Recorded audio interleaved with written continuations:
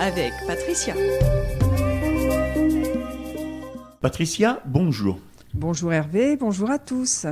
Tu vas donner aux auditeurs plein de conseils pour cultiver la résilience, mais pas chez n'importe qui, chez l'enfant. Oui, parce que rappelle-toi, on est toujours dans le chapitre du bonheur en famille, et oui. c'est notre dernier chapitre justement sur ce bonheur en famille. Donc cultiver la résilience chez l'enfant, effectivement. Alors en psychologie positive, l'étude de la résilience, elle s'intéresse aux facteurs et aux conditions qui permettent à des enfants, des adolescents ou des adultes ou bien à des familles de faire face à l'adversité et de garder leur stabilité psychologique et émotionnelle malgré les épreuves traversées. Il est vrai que dans les familles, on peut être confronté à des deuils, à des situations de licenciement, de perte d'emploi, etc., ou d'autres soucis. Et donc, il est important de pouvoir traverser ces moments-là tous ensemble, bien solidaires. Alors, il y a des chercheurs qui se sont, employés à étudier les facteurs de protection internes et externes qui sont susceptibles de favoriser la résilience chez les enfants et également chez les adolescents, hein, les enfants, les grands-enfants aussi, hein, en s'accordant pour identifier 3 types de facteurs de protection. Alors, on dit dans un premier temps, il y a les facteurs internes. Les facteurs internes, qu'est-ce que c'est ? C'est les choses qui sont propres au sujet. C'est ses caractéristiques, lui, comment il est fait, comment il comprend les choses, comment il entend les choses. Le deuxième, ce sont les facteurs familiaux. Facteurs familiaux, c'est l'apport de l'entourage familial et affectif. Familiaux, mais ça peut être aussi amicaux, hein, parce que quelquefois, dans des familles, il y a des amis de la famille qui prennent le rôle de tonton, de tata, qui ont un rôle presque plus important que des frères et sœurs, surtout quelquefois dans des familles où il n'y en a pas. Donc, toutes les personnes vraiment qui sont très très proches. Et le dernier qui est donc qui sont donc les facteurs sociaux. Les facteurs sociaux, ce sont les choses qui sont liées aux relations sociales ou extrafamiliales avec les pairs, donc les personnes en qui on se reconnaît, et les communautés de la société. Et les communautés et la société. Du point de vue des facteurs familiaux, plusieurs ressources protectrices familiales ont été validées comme efficaces pour développer la résilience des enfants. Des relations familiales, c'est important, les relations familiales, les grands-parents, les oncles, les tantes, mais des relations familiales qui sont chaleureuses, qui témoignent d'amour, par des paroles, par des gestes, par des situations. C'est très important. Un soutien familial solide. Il y a des événements dans la famille, et bien voilà, toute la famille va se regrouper autour de la personne.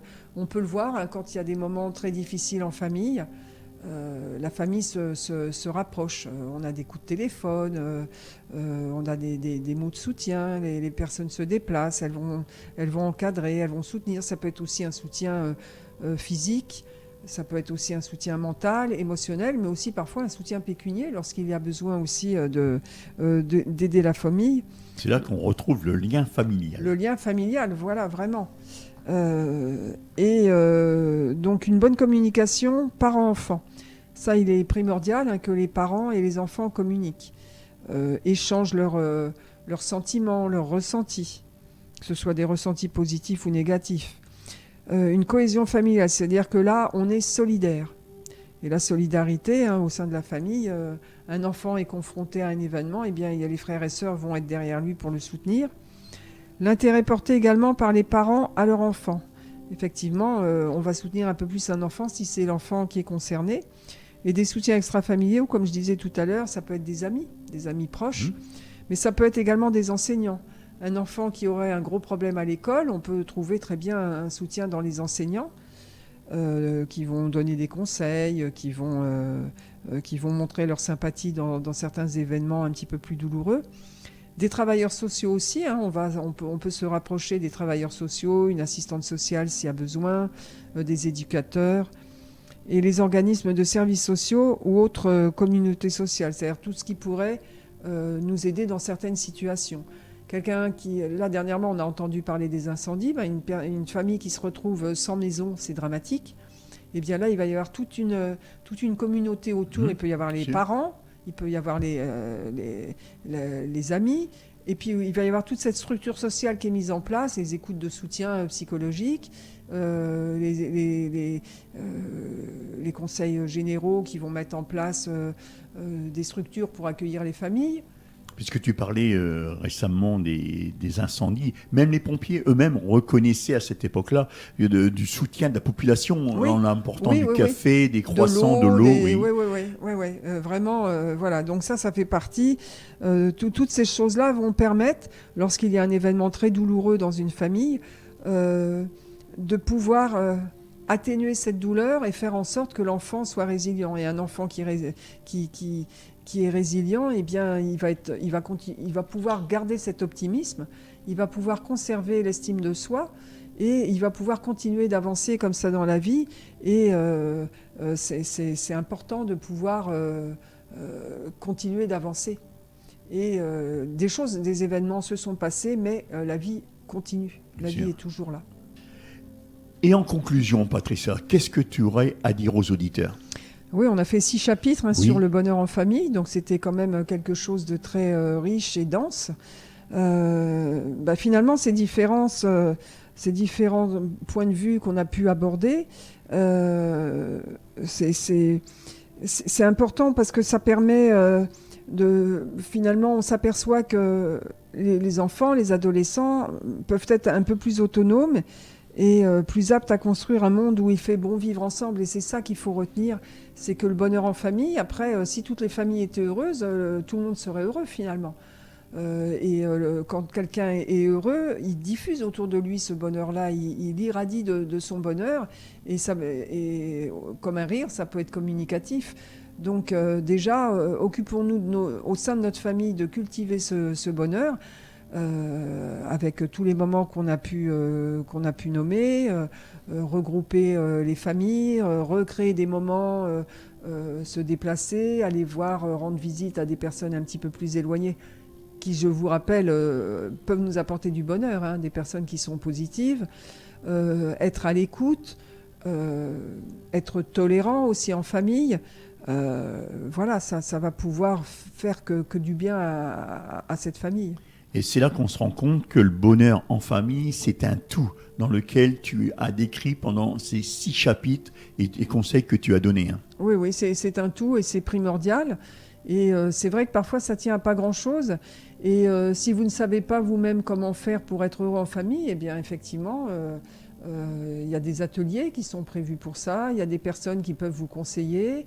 On peut toujours essayer d'améliorer les choses. Si le bonheur, on ne l'a pas connu forcément enfant et on ne sait pas comment le reproduire en famille en étant adulte, on peut toujours consulter.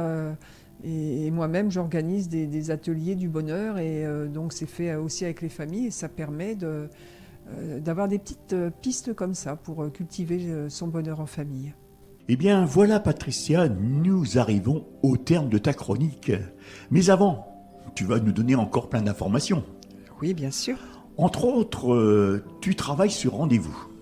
Oui, sur rendez-vous uniquement, bien sûr. Donc tu as un numéro de téléphone où c'est que l'on peut te joindre. Professionnellement, tu vas nous donner ton 06. Mon 06, exactement, c'est le 06 42 66 76 89.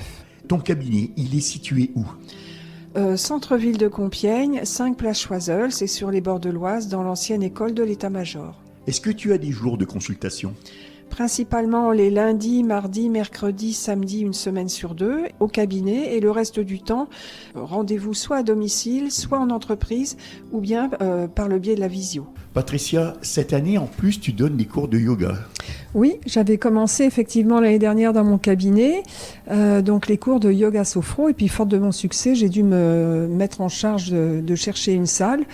Donc les cours de yoga sophro auront lieu le jeudi soir, de 18h à 19h, 9 rue Carnot.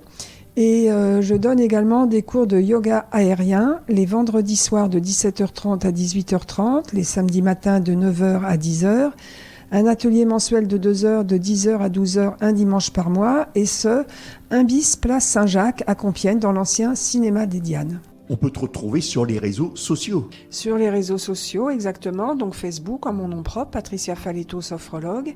Également sur Instagram, Sur LinkedIn, aussi pour plus particulièrement le public des entreprises. Tu as un site ? J'ai un site qui s'appelle pf-sophrologue, sophrologue.com. En plus, ta page Facebook ? Ma page Facebook en mon nom propre, Patricia Faletto, sophrologue. Ton site et ta page Facebook, on a toute ton actualité. Toute mon actualité, et effectivement. Patricia, on n'oubliera pas non plus ta chaîne YouTube. Oui, ma chaîne YouTube en mon nom propre, Patricia Faletto, sophrologue. Et pour la visio, là, puisqu'on va en reparler un petit peu. Alors la visio, en fait, je m'adapte donc aux personnes selon qu'elles possèdent soit un ordinateur, soit qu'elles possèdent un téléphone. Il y a toujours façon de communiquer. Maintenant, c'est la modernité absolue. Et on peut communiquer même à distance. Et en cette période, c'est vraiment très utile. Ça permet d'assurer un travail de qualité tout autant qu'en cabinet. Ton téléphone, ton site et en plus ton adresse mail. Avec ces 3 façons, on peut prendre rendez-vous avec toi. Ton adresse mail, c'est laquelle ? Alors, Patricia, comme mon prénom, @pf-sophrologue.com. Et enfin, tu nous redonnes ton numéro de téléphone ? 06 42 66 76 89. Une belle journée à tous.